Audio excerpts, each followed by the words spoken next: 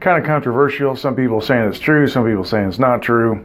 Who knows right now, I guess. I definitely could see why it could be true. And we see it happen a lot of times with plantar fasciitis and heel spurs, so I don't know why it would be any different really.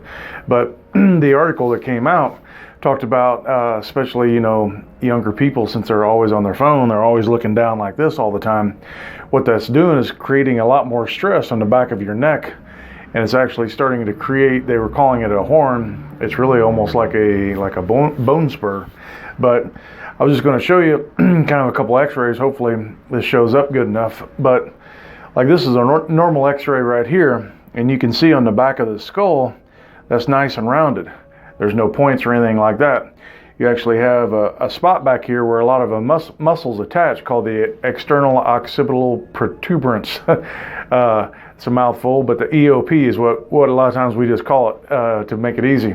But so anyway, so you can see back here, that's pretty flat. It's not really showing up. So this is from the article that we were talking about. They're showing how this is becoming a lot more pronounced and a lot bigger. And it's almost like I was saying, it's almost like a bone spur that we see like with people's, we see it a lot like, with people that have a bone spur in their foot, a heel spur, and it's from plantar fasciitis.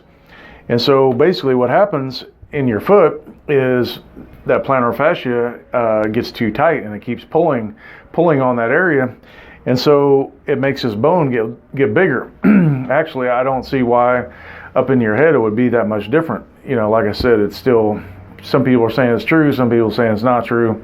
Who knows? It just came out. But one thing I do know is, like, this is a pretty much a normal neck right here. You want to have a nice curve like that, and you want space between the discs, and that helps keep your neck healthy. That's what you want. And when we look on this picture, this is someone's neck, like they're looking down like that, like they're looking at their phone. And so you can see, and then a lot of people these days have what we call forward head posture.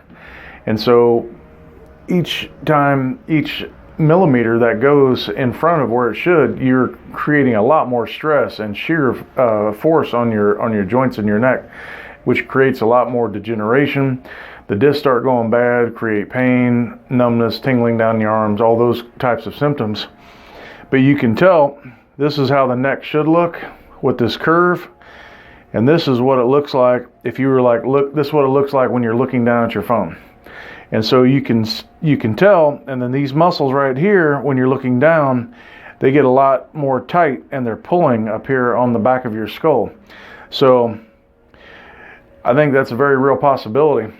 Whether it's true or not, I don't know, but I think it could definitely happen. So anyway, thought that was interesting. If you got any questions, drop me a comment below, and have a great weekend.